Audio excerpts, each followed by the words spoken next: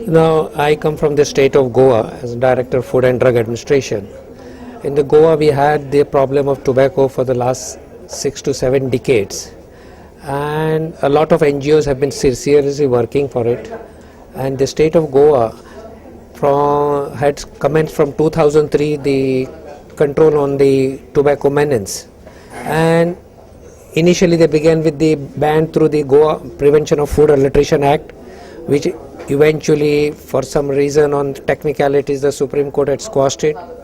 The state did not lean down and took up a curative legislation under the Goa Public Health Amendment Act 2005, and from 2nd October 2005, Goa has been controlling the ban on the tobacco and tobacco products containing food article, which normally is called as gutka, khaini, by various other names.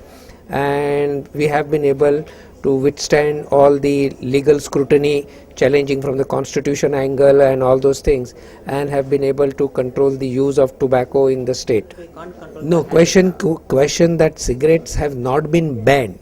What is banned is that tobacco, this smokeless tobacco like gutka, that is not available, nor is allowed to anybody to even sell, distribute, stock, Fortunately, we do not have a single manufacturer also in Goa, which adds to our better control. But the problems that we face is the porous borders. We have on one side Karnataka, which has not taken any steps in this direction. Maharashtra was also there, but now recently under the Food Safety Act, Maharashtra is also banned it. So one side of the border, we definitely have the support. We are looking at Karnataka. But as far as the smoking is concerned, the enforcement in Goa that we take across is to ensure that no minors are being sold such products. Any instances of such things are observed are being punished severely.